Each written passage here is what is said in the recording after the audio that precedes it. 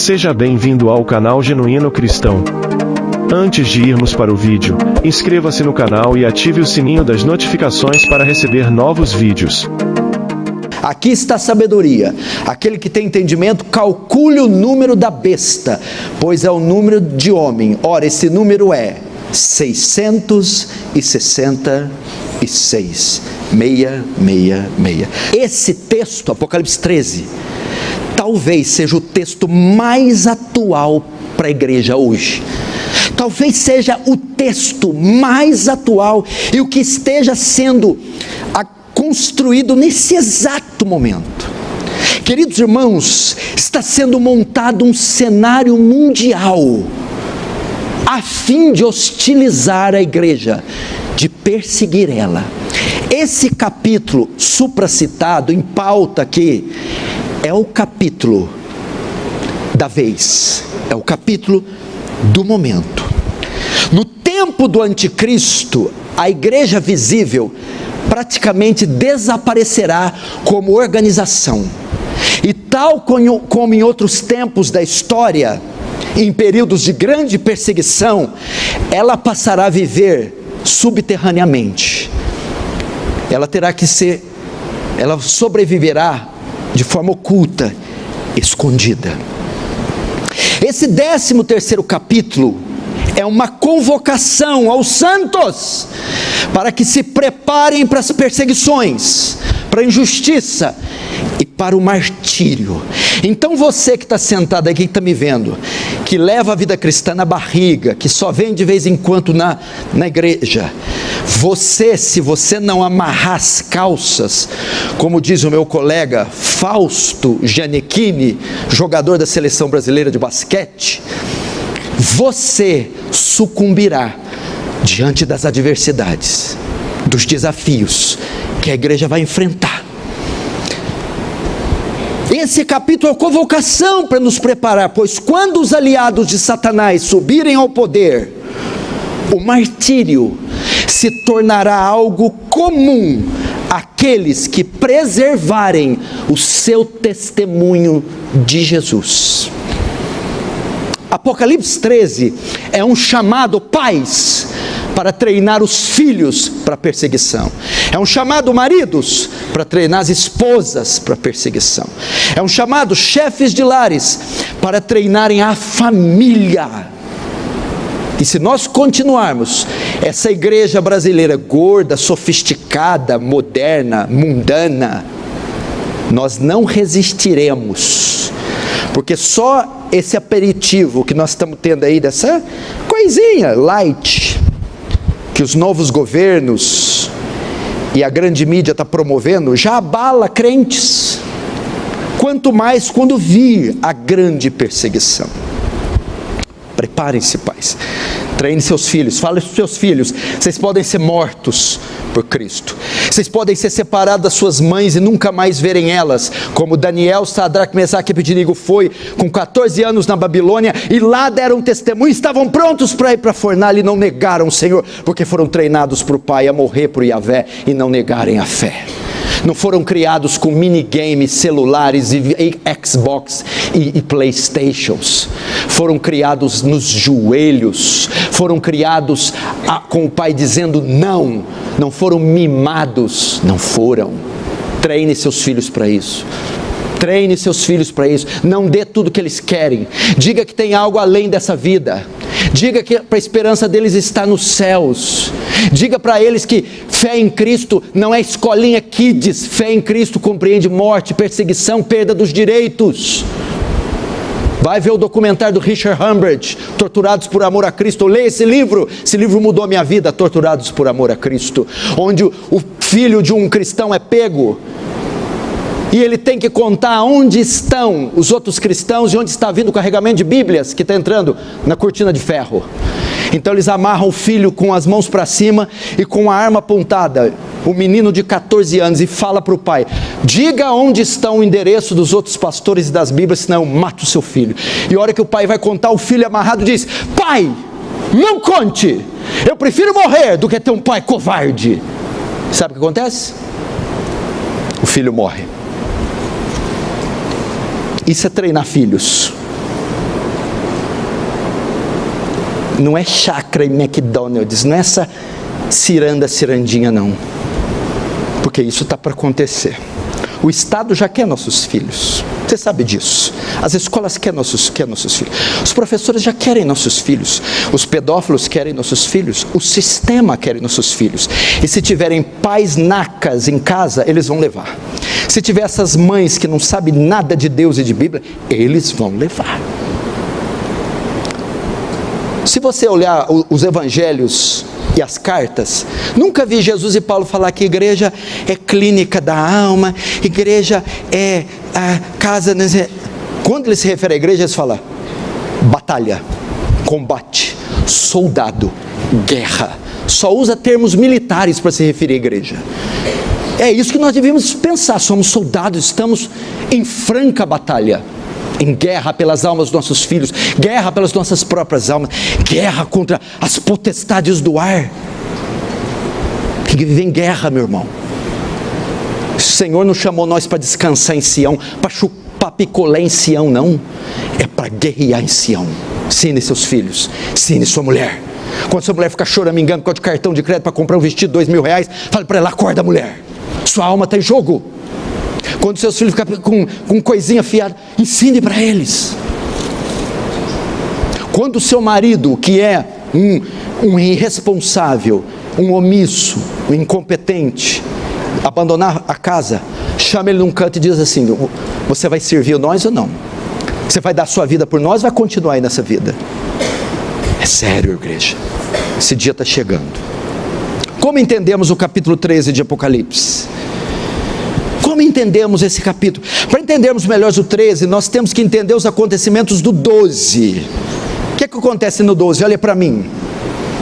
João tem uma visão de uma mulher linda, vestida com o sol, com a coroa de 12 estrelas e com os sapatos como a lua. João está olhando. De repente ele vê um dragão de 10 cabeças, de 10 chifres e 7 cabeças, que para na frente da mulher. A mulher está grávida e ele quer devorar o menino. A mulher é Israel, o menino é Cristo. Então começa a grande batalha desde Gênesis 3, da descendência de Eva, o dragão tentando impedir que o Messias nasça. O que acontece? Ele falha em destruir o filho da mulher, Cristo, porque ele nasce, morre na cruz, ressuscita e vai aos céus. Ele falha em destruir a mãe do menino, a nação de Israel. Ele não consegue aniquilar. Ele tem sucessivas falhas. Cristo então vence ele na cruz e tira dele o quê? O direito de acusar a igreja, porque o dragão tinha acesso ao céu e ele acusava os santos diante de Deus. Foi o que ele fez com Jó. Chegou até Deus e diz: ele te serve em vão, porque você cerca de bênçãos. Agora o dragão não pode mais exigir a condenação dos filhos de Deus, porque Cristo morreu na cruz e pagou a dívida do seu povo. Então o dragão não pode mais ir no céu e diante de Deus acusar o seu povo, porque a acusação foi tirada, a dívida foi paga com a morte, ressurreição e subida. Nesse sentido, o dragão e seus demônios não podiam ficar mais no céu, e assim foram lançados aqui para a terra. Apocalipse 12, 12. Ai de ti, ó terra, porque o diabo desceu sobre vós, cheio de grande cólera. O diabo então é banido dos céus e é lançado aqui na terra. E o versículo que faz transição com o 17, com o capítulo 13, é o 12, 17. Veja, Apocalipse 12, verso 17. Olha o que diz: irou-se o dragão contra a mulher e foi pelejar contra os restantes da sua descendência, os que guardam os mandamentos de Deus e têm o testemunho de Jesus. Agora 18. E se pôs em pé sobre a areia do mar. Olha só. Frustrada em suas sucessivas tentativas de destruir a mulher, de destruir o filho da mulher, o dragão é tomado de intensa ira, de uma insana ira, porque a primeira tentativa, destruir o filho, Jesus, não consegue. Destruir a mulher do filho, Israel, não consegue. Ele é banido dos céus, ele está cheio de ira, e ele desce aqui na terra. O que acontece? Só lhe resta então, segundo o verso 17, perseguir a descendência da mulher. Irou-se o dragão contra a mulher e foi pelejar contra os restantes da descendência. Quem são esses? Os que guardam o mandamento de Deus e têm o testemunho de Jesus. Quem é que tem o testemunho de Jesus? A igreja. Falhando em destruir Israel, falhando em destruir o Filho de Deus, Jesus, só lhe resta a terceira opção: perseguir a igreja. Eu e você. Atacar a igreja, destruir a igreja. E para fazer isso, o dragão chama dois aliados, um do mar e outro da terra. Então aqui nós temos a trindade satânica. Não tem a trindade divina? Pai, Filho e Espírito. A trindade satânica: o dragão, a besta que sai do mar e a besta que sai da terra. Essa trindade vai se ocupar agora de perseguir os descendentes da mulher. Quem é a transição de Israel? Quem que passou o bastão? Israel passou o bastão para quem? A igreja do Novo Testamento. Agora o verso 18 diz que o quê? Que o dragão está na terra. Ele foi lançado para cá. Ele está com os pés na areia do mar. E da areia do mar, ele vai chamar o primeiro dos seus dois aliados. Então começamos o capítulo 13. Entendeu? Não sobrando opção para ele, só lhe resta perseguir o que sobrou: a igreja. Para isso, ele convoca dois aliados: uma besta que sai do mar e outra besta que sai da terra. Vamos começar então no verso 1, Apocalipse 13, 1. Vi emergir do mar uma besta que tinha 10 chifres e 7 cabeças, e sobre os chifres 10 diademas, ou 10 coroas, e sobre as cabeças nomes de blasfêmia. Então João vê, olha que coisa interessante, João vê do mar emergir, sair do mar, uma besta. A palavra grega que é therion, que quer dizer um monstro, uma criatura. Ele emerge, ele levanta do mar. O que quer dizer mar? Que a própria Apocalipse 17, 15 diz: as águas que viste, onde a meretriz está sentada, são povos, multidões, nações e língua. Essa besta vem das nações, vem da união do que há de pior das nações. Essa besta, que quer dizer monstro, porque João usa a palavra therion, quer dizer fera, monstro, ou um animal monstruoso, é para mostrar a qualidade do animal. Ele é mau, é um assassino, é perverso. E ele tinha 10 chifres, 7 cabeças e diademas. É a mesma descrição do 12. Quando a mulher está grávida, vem um dragão. Que jeito que é o dragão? Tem 7 cabeças, 10 chifres e diademas. Fala do quê? Do poder. E as cabeças, potencialização de governos. É uma besta poderosa que vem das confederações, da união dos governos, da potencialização dos governos. As 7 cabeças formam uma frente unida contra o povo de Deus, e eles atacam combinando os poderes, os 10 chifres. Essa é a ideia.